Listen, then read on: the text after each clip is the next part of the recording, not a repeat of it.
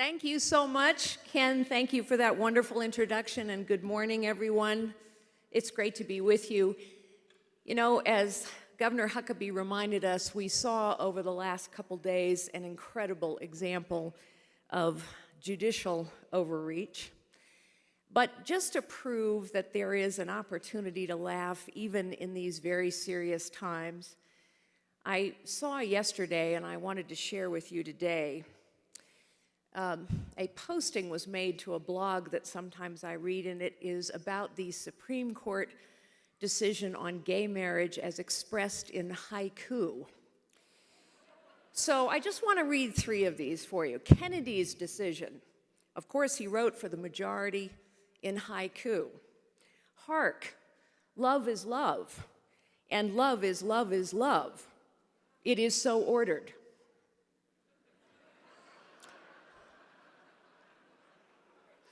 John Roberts' dissent. I support you all. No, really I do, but this isn't our problem.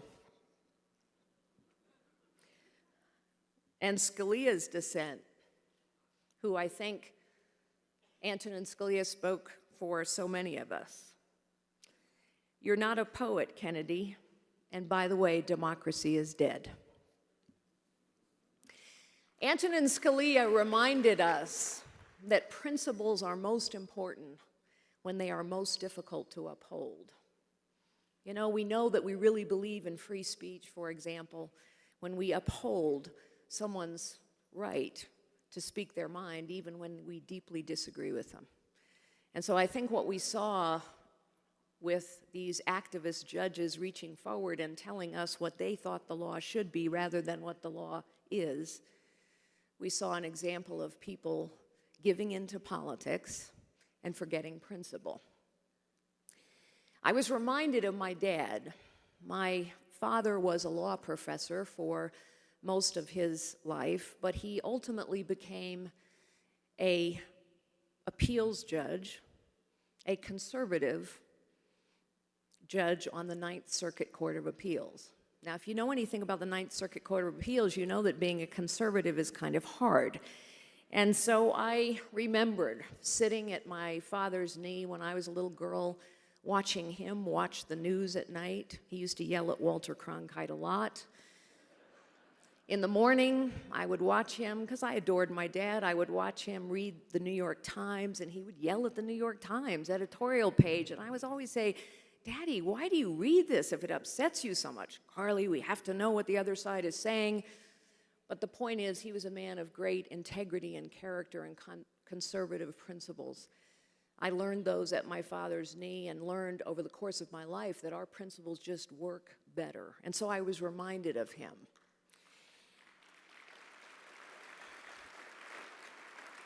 I was asked recently, and I was on Bret Baier's show on Fox News on Center Seat, and I was asked by George Will whether I thought judges should be strict constitutionalists, and I answered without hesitation, yes. He asked what kind of Supreme Court justices I would appoint as President of the United States, and I said, men or women like my father. From my mother, I learned one Sunday morning actually, I learned this. She looked at me and she said, what you are is God's gift to you, what you make of yourself is your gift to God. And I have learned throughout the course of my life that indeed everyone has God-given gifts. Most people have far more potential than they realize. And whether it is leading businesses or leading charities, I've learned that you can solve really any problem if you will unlock the potential and use the God-given gifts of the people that you are working with. Thank you. As you perhaps know, since I launched my candidacy for the presidency of the United States, I've gained something of a reputation for taking almost any question from almost anyone. And in that spirit, I went on The View recently. Some of you may know I had a bit of a discussion with Whoopi Goldberg about abortion. I think our side won, by the way. In any event, I was asked sort of halfway through my interview, when it was clear the ladies of The View sort of liked me, and I kind of liked them, I was asked, why are you a conservative? You know, in that tone. We like you. How can you be a conservative? Why are you a conservative, they asked. And I answered in this way. Because I know that no one of us is any better than any other one of us. Because I know every one of us has God-given gifts. Because I know each one of us has the capacity and the desire to live a life of dignity and purpose and meaning, and I know our values, our principles, and our policies work better to lift people up.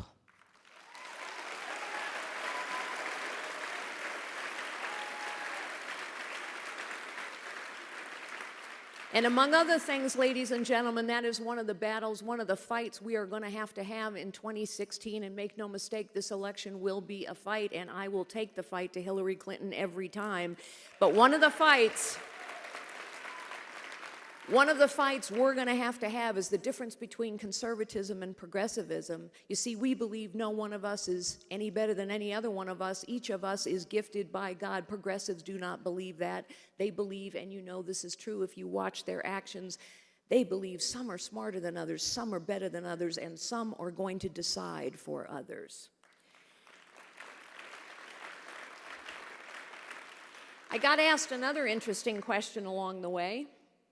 Since I launched my campaign, this was on a national interview one Saturday morning. I was asked whether my hormones prevented me from serving in the Oval Office, whether a woman's hormones would prevent any woman from serving in the Oval Office. Honestly, I was asked this. So, ladies, here's a little test. Can any of you think of a single instance in which a man's judgment might have been clouded by his hormones?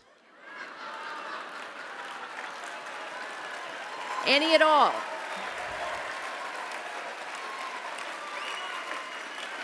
Including in the Oval Office.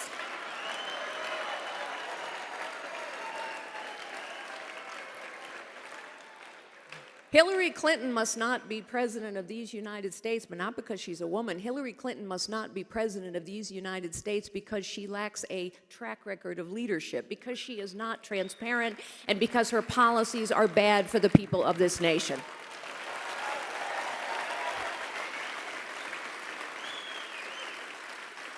Having traveled and lived and worked and done business and charity work and policy work all over this world, I know with certainty it is only in the United States of America that a young woman like me, graduating from college with a degree in medieval history and philosophy, all dressed up and nowhere to go, but extremely highly educated, in the middle of a deep, dark recession, I started my business career typing and filing and answering the phones for a 9-person real estate firm. I know with certainty it is only in this country that a young woman can start out typing and filing, go on to become the chief executive of the largest technology company in the world, and run for the presidency of the United States. That is only possible here.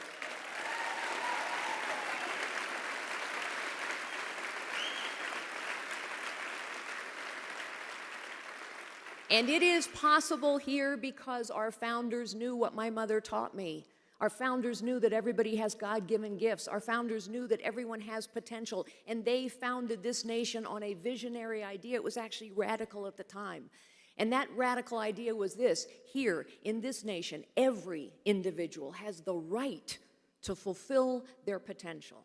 And that right comes from God and should not be taken away by man or government. And because of that visionary idea, this nation has been a place, not a perfect place, but nevertheless, this nation has been a place where more things have been more possible for more people from more places than anywhere else on the planet.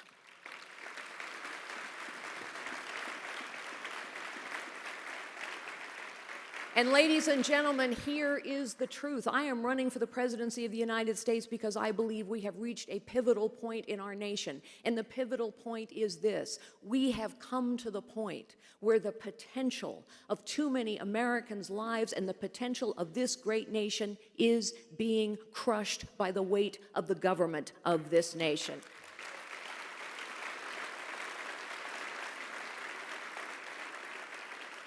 We are tangling people's lives up in webs of dependence. We do not encourage them to move forward and find lives of dignity, purpose, and meaning. We discourage them. We tell them to lay back and let the government take care of them. We are now destroying more businesses than we are creating for the first time in U.S. history. And it's not the big businesses that are in trouble. It's the family-owned business, the small business, the community-based business. While Wall Street gets bigger and bigger, thousands of community banks are going out of business.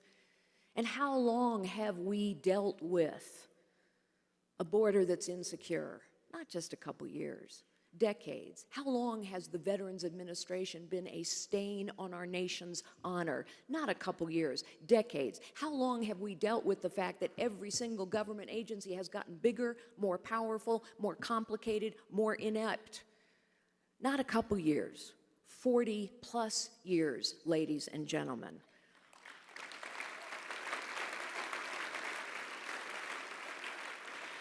82% in a recent Fox News poll, 82% of the American people now believe we have a professional political class of both parties in Washington, D.C. that is more concerned with the protection of its power, its privilege, its position, and its perks than on challenging the status quo and getting the job done, and I agree with them.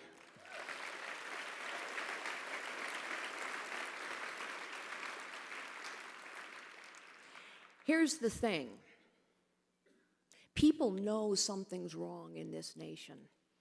They know we are losing that sense of limitless possibility that has always defined us. They know we are a nation divided when we should be a nation united. They know, we know, that the potential of this nation is not being fulfilled.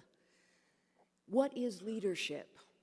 Leadership at its core is about challenging the status quo. And the status quo of Washington, D.C. now must be challenged, ladies and gentlemen.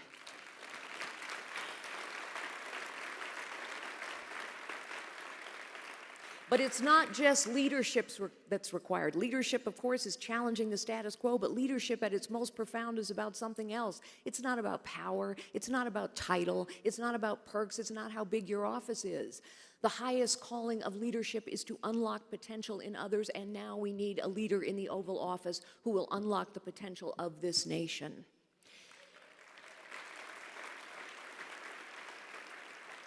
The potential of energy in this nation, we could be, we should be, we will be if I am in the Oval Office, the global energy powerhouse of the 21st century. The potential of the energy of this nation is being crushed by a lawless EPA, yet another example of the need to challenge the status quo. But this will also require citizenship, not just leadership, citizens to get re-engaged in the process of their government. And in that regard, we have a tool today in the 21st century that we've never had before. It's called technology. So you know what? I would go into the Oval Office on a regular basis in those weekly radio addresses or in those Oval Office addresses, and I would ask every person in America, take out your smartphone, please. Let me ask you a few questions. Do you believe that we actually should know how your money is being spent? Do you believe that we should ask every single government agency to justify every single dollar spent every single year? Press 1 for yes, 2 for no. That technology exists, ladies and gentlemen. Do you think, since we passed a law quickly in response to pressure about the scandal of the VA, since we passed a bill that said we could fire the top 400 senior executives of the VA if they didn't do their job, do you think that might be a good idea all throughout the federal government? Press 1 for yes, 2 for no.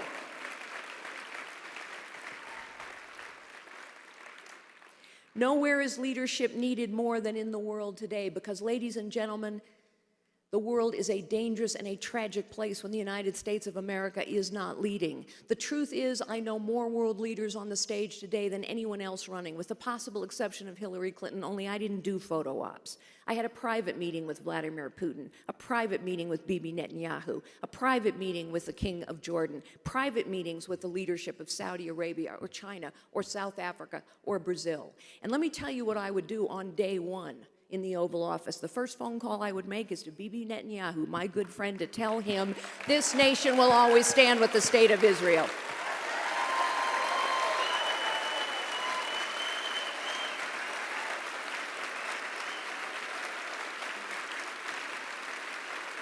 That phone call is important in and of itself, but it also sends a message to every ally we have around the world, because even our Arab allies who do not always agree with the state of Israel, but when they see us treating Israel in the way we have, they too worry about what a friendship with the United States is worth. The second phone call I would make would be to the supreme leader of Iran. He might not take my phone call, but he would get the message. And the message would be this: New Deal. Whatever the deal is you signed with the previous president, there's a new deal. And the new deal is this: until you open every uranium enrichment facility to full, unfettered, anytime, anywhere inspections, every nuclear facility to the same, we will make it as hard as possible for you to move money around the global financial system. We can do that.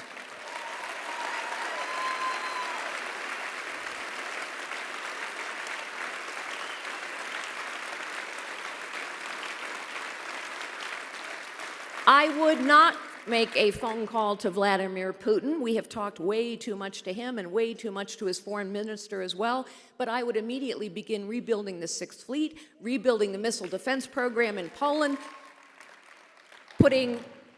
conducting regular aggressive military exercises in the Baltic states, and I would arm the Ukrainians.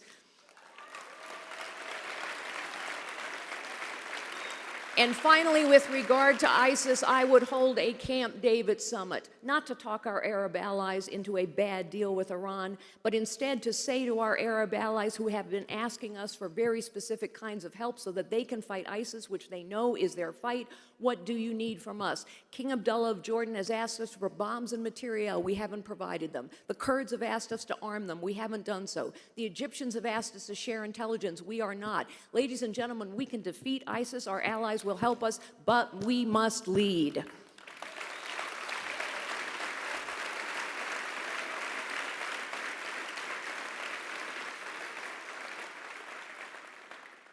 Ladies and gentlemen, this is a pivotal time in our nation's history. But we can solve every problem we have, and we can heal every wound. What we need now is citizenship. And what we need as well is someone in the Oval Office who actually understands how the economy works, who understands how the world works and who is in the world, who understands how bureaucracies work and what it takes to change them and cut them down to size. A leader who understands how technology works because it is a tool. It is also a weapon that is being used against us. And finally, and most importantly of all, we need someone in the Oval Office who understands the highest calling of leadership, which is to challenge the status quo when it must be challenged and to unlock the potential of this great nation.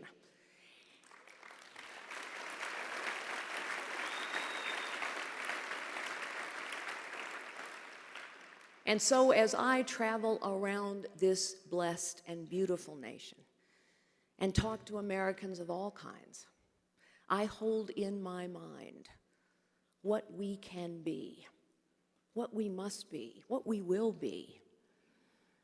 And in my mind, I picture always two of the most powerful symbols of our nation's democracy: Lady Liberty and Lady Justice. Picture Lady Liberty. She stands tall and strong. She is clear-eyed and resolute. She does not shield her eyes from the realities of the world or of our problems. But she faces outward into the world, which is the way America must always face, and she holds her torch high because she knows we are a beacon of hope in a troubled world. And Lady Justice, she holds a sword because she is a fighter. She is a warrior for the values and the principles that have made this nation great. She holds a scale in the other hand, and with that scale, she is saying, all of us are equal in the eyes of God, and so all of us must be equal in the eyes of the law and government, powerful and powerless alike. And she wears a blindfold.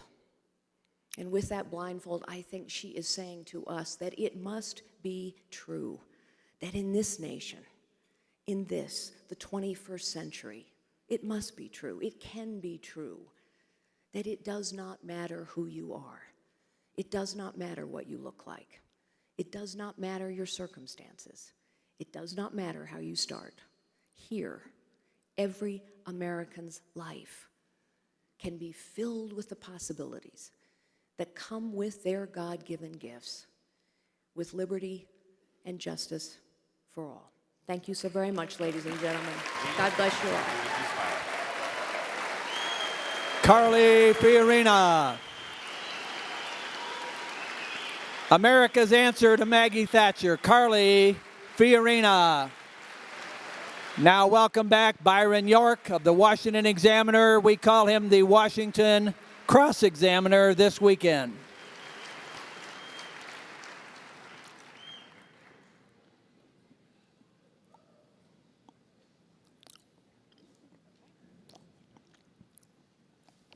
Thank you so much for coming. I feel like I'm on a game show. I have to say, I think you cover more bases in a stump speech than anybody I've ever heard. And I've heard a lot of stump speeches.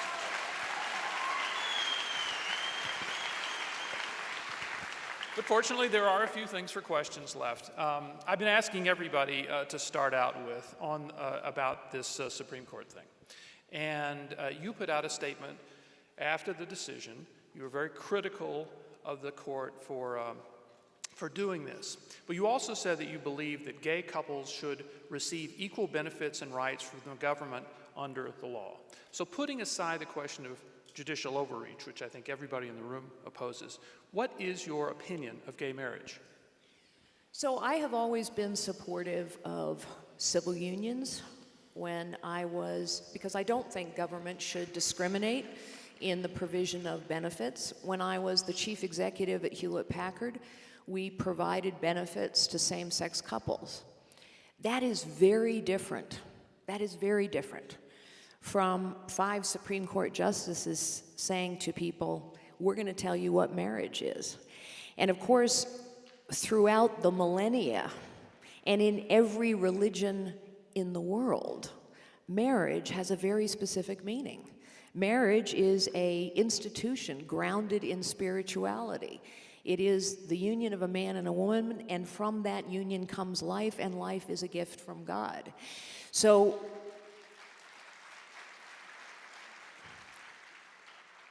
my own view is, I am sorry the Supreme Court took up this case. I think it was best left to the states and the people of the country to continue the conversation that has been going on for some time now in churches and synagogues and in living rooms and in town hall meetings. And now that this decision has come down, I think we need to focus all of our energies on ensuring that we protect the religious liberties and the freedom of conscience of those who profoundly disagree with this decision. Okay. I am going to move on now to the economy. And if you listen to Republican campaigns over the years, most candidates base their economic program on a platform of Reagan-esque tax cuts. It was the first thing that George W. Bush did when he became president. And yet in the last 10, 15, 20 years, we have seen median income go down. We have seen the standard of living go down for millions of Americans. What about the economy today is different from what it was in that Reagan era that so many Republicans look on so fondly? So I think the fundamental difference is this. Crony capitalism is alive and well now. And the reason for that is when you have big, complicated government, only the big, the powerful, the wealthy, the well-connected can deal with it. And so what we've done, let me just, as an example, yes, it's great to lower tax rates. Of course we should. It's ridiculous we have the highest tax rate on business in the world. But our tax code is now 70,000 pages. So guess what? If you're a small business, you really can't deal with that. I can't tell you how many New Hampshire business owners, I say New Hampshire because I happen to be there around tax day, I can't tell you how many New Hampshire business owners came up to me and said, I couldn't get my taxes done on time this year because I don't understand the tax code and my accountant doesn't understand it either. And by the way, the IRS said we can't answer your phone calls unless you give us more money. I mean, think about that. The point is, the more regulation there is, the more the real entrepreneurial engine of this nation gets crushed. So the entrepreneurial engine of this nation, the job creation engine of this nation, has always been small business, family-owned businesses, community-based businesses, and we are crushing them. Most people start out the way I did. Little 9-person firm. My husband Frank started out as a tow truck driver in a family-owned auto body shop in Pennsylvania. Those small businesses, community-based businesses, family-owned businesses create 2/3 of the new jobs and employ half the people. So when you are crushing them, you are crushing opportunity for the middle class. And so among the most important things we have to do now, it's not just about lowering rates, it's about radically simplifying the tax code. It's not about just having regulations we like, it's about hacking through this thicket of regulation that's been put on there. Why does Obamacare, just one more example, why does Obamacare have to be repealed? Have to be repealed. Not just because it's failing by every measure. Emergency room visits are up over 50%, insurance premiums are up over 35%, we're dumping people into Medicaid, there aren't enough doctors in Medicaid anymore. We're not serving people. But in addition to that, Obamacare is so many thousands of pages, literally tens of thousands of pages, that what do you see happening right now? Insurance companies consolidating, big merger announced last week. Hospitals consolidating, drug companies consolidating. The same drug companies, insurance companies that helped write that law, the bigger getting bigger to handle big government. That's what's happening. Dodd-Frank, 10 banks too big to fail have become 5 banks too big to fail. Thousands of community banks have gone out of business. So structurally, the bigger getting bigger, the wealthier getting wealthier, the well-connected are getting better connected, the small, the powerless, the startups are getting crushed. And that means we're crushing opportunity for this nation.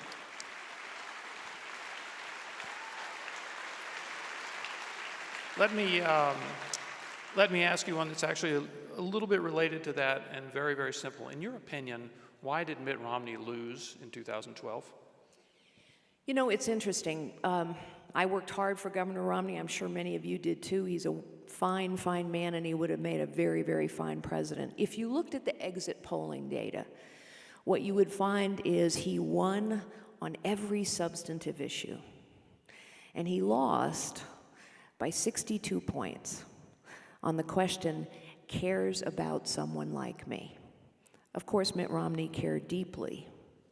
But I think that gap should be a reminder to us that we have to talk to everyone, that our tone matters, that our language matters. We cannot be judgmental, we must be empathetic. We cannot be angry, we must be optimistic. We have to reach out to all kinds of people. By the way, women are now 54% of the vote. In other words, ladies, we're not a special interest group, as Democrats would like us to believe. We're the majority of the nation now. But women